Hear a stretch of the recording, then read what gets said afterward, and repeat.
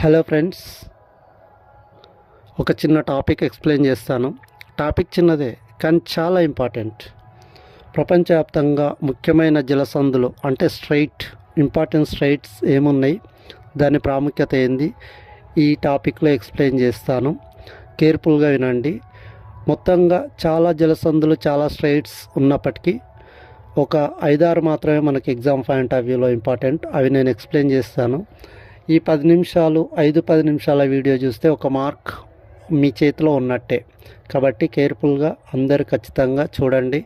Video ending వరకు చూడండి. మీ ఫ్రెండ్స్కి షేర్ చేయండి, సబ్స్క్రైబ్ చేసుకోండి, అలాగే లైక్ చేయండి. ఓకే, టాపిక్లోకి ఎంటర్ అయితే మనం ప్రస్తుతం చర్చించుకుంటున్న ఈ చిన్న అంశం జలసంధులు అంటే స్ట్రైట్స్. మరి ప్రపంచవ్యాప్తంగా ఇంపార్టెంట్ ఏమున్నాయంటే మొత్తంగా మనం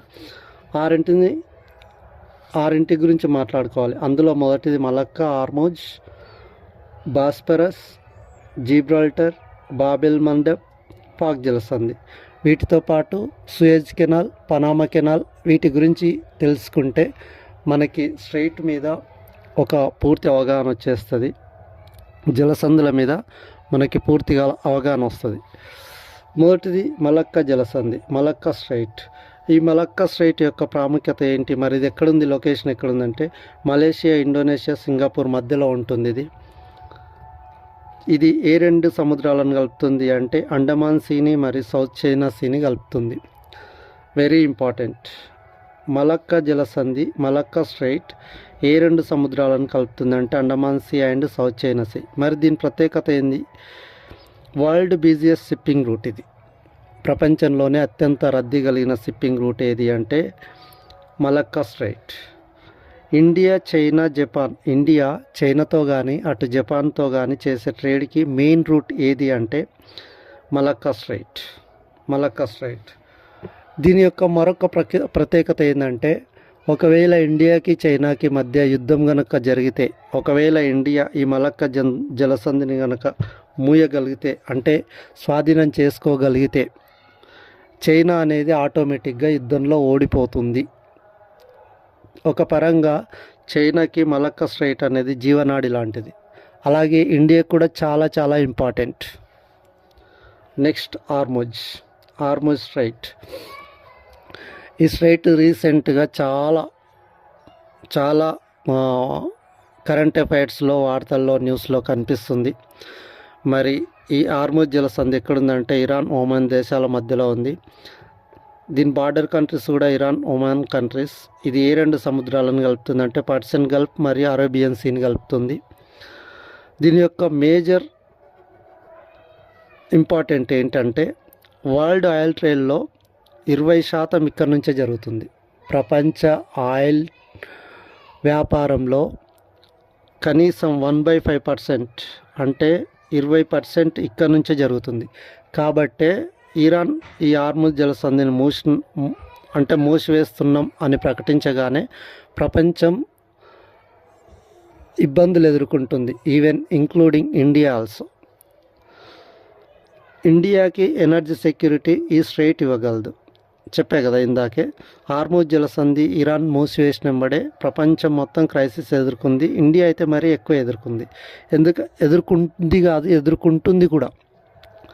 ఇండియాకి ఎనర్జీ సెక్యూరిటీ ఏ స్ట్రైట్ ఇవ్వగలదు అంటే హార్మోజ్ స్ట్రైట్ ఇవ్వగలదు. నెక్స్ట్ మూడోది జిబ్రాల్టర్ జలసంధి, Gibraltar straight.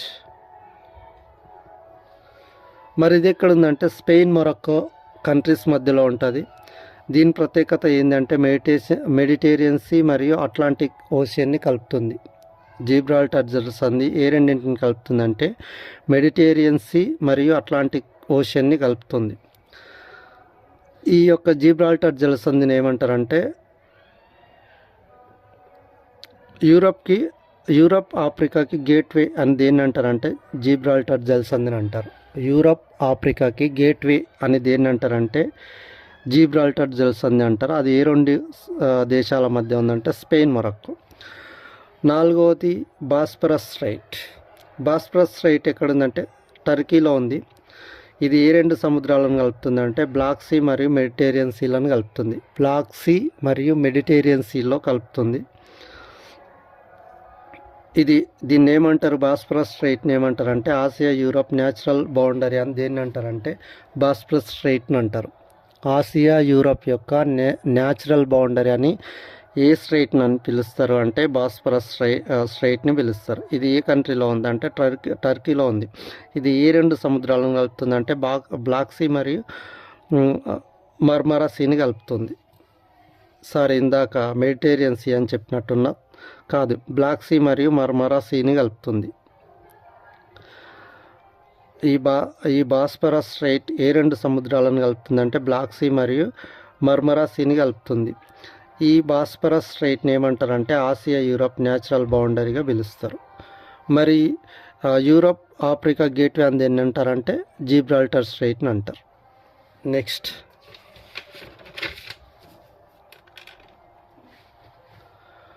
Bab el Mandeb strait. Bab el Mandeb strait ఎక్కడ ఉంటుందంటే కంట్రీ యెమెన్, జిబూతి, ఎరిత్రియా ఈ మూడు కంట్రీస్ మధ్యలో ఉండే స్ట్రైటే బాబెల్ మండెబ్. ఇది ఏ రెండు సముద్రాలను కలుపుతుందంటే రెడ్ సీ మరియు గల్ఫ్ ఆఫ్ ఏడెన్లను కలుపుతుంది. రెడ్ సీ మరియు గల్ఫ్ ఆఫ్ ఏడెన్లను కలుపుతున్న స్ట్రైట్ ఏదంటే బాబెల్ మండెబ్. దీన్ని ఏమంటారంటే సూయజ్ కెనాల్ రూట్లో కీ చోక్ పాయింట్గా పిలుస్తారు. సూయజ్ కెనాల్ రూట్లో కీ చోక్ పాయింట్ ఏదంటే Bab el Mandeb strait. Next Palk strait లేదా పాక్ జలసంధి.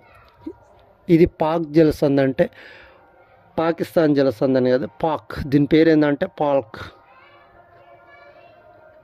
పాల్క్ జలసంధి. పాక్ జలసంధి కాదు, పాల్క్ జలసంధి. ఇది పాకిస్తాన్ ఇండియా మధ్యలో కాదు, పాకిస్తాన్ శ్రీలంక మధ్యలో ఉంటుంది. ఇది ఏ రెండు సముద్రాలను కలుపుతుందంటే బే ఆఫ్ బెంగాల్ మరియు గల్ఫ్ ఆఫ్ మన్నార్ని బే ఆఫ్ బెంగాల్ని కలుపుతుంది. దీని యొక్క ప్రత్యేకత ఏంటంటే రామసేతు ఉన్న స్ట్రైట్ ఇదే. ఆడం బ్రిడ్జ్, రామసేతుని ఆడం బ్రిడ్జ్ అంటారు. ఈ రామసేతు ఉన్న జలసంధి ఏది, స్ట్రైట్ ఏది అంటే పాల్క్ జలసంధి. ఇవి ముఖ్యంగా మనం చెప్పుకోదగిన జలసంధులు. వీటితో పాటు మరొక రెండు కాలువల గురించి అంటే కెనాల్స్ గురించి తెలుసుకోవాలి. సేమ్ ఇవి జలసంధులుగానే ఉపయోగపడతాయి కానీ జలసంధులు కావు. సూయజ్ కెనాల్ ఎక్కడ ఉందంటే ఈజిప్టులో ఉంది. ఇది ఒక మానవ నిర్మితం.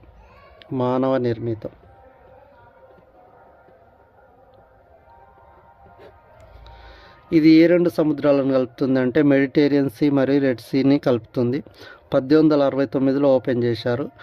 యూరప్కి ఆసియాకి షార్టెస్ట్ రూట్ ఏదంటే ఈ సూయజ్ కెనాల్.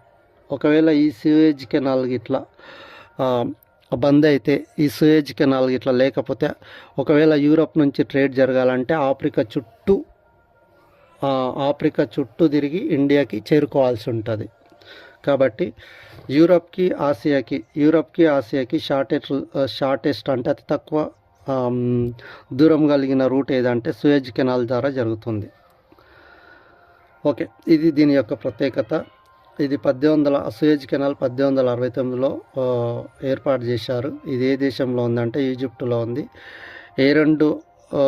ఏ రెండు సముద్రాలను కలుపుతుందంటే మెడిటేరియన్ సీ, రెడ్ సీలను కలుపుతుంది.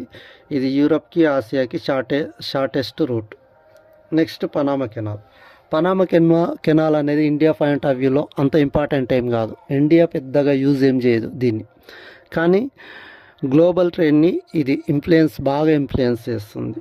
ఈ పనామా కెనాల్ ఎక్కడుందంటే సెంట్రల్ అమెరికాలోని పనామా దేశంలో ఉంది. 1914లో ఓపెన్ చేశారు దీన్ని. ఇందాక చెప్పినట్టుగా ఇండియా దీన్ని యూజ్ చేయదు, కానీ గ్లోబల్ ఇన్ఫ్లుయెన్స్ ఎక్కువగా ఉంటుంది. ఇది ఒకే దేశంలో ఉంటుంది, సెంట్రల్ అమెరికాలోని పనామా దేశంలో ఉంటుంది. మొత్తంగా ఇవి ఫ్రెండ్స్ ఈరోజు మనం చర్చించుకున్న విషయాలు. జలసంధులు 6 జలసంధులు, 2 కెనాల్స్. ఒకవేళ వీలైతే రేపు వీలైనప్పుడల్లా ఇట్లాంటి నెక్స్ట్ సముద్రాలు, వాటి ఇంపార్టెన్స్,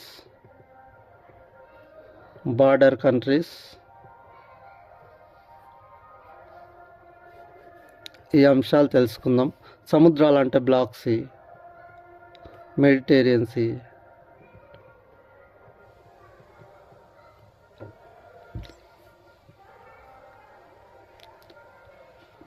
సౌత్ చైనా సీ. ఇట్లాంటి సముద్రాలు చాలా ఉంటాయి. అందులో ఒక 5 నుంచి 10 మాత్రమే మనం చర్చించుకోవాలి ఎగ్జామ్ పాయింట్ ఆఫ్ వ్యూలో. అట్లాంటి సముద్రాలు రేపు ఎక్స్ప్లెయిన్ చేస్తాను. Thank you. మరొకసారి షేర్ చేయండి, లైక్ చేయండి, సబ్స్క్రైబ్ చేయండి. Thank you.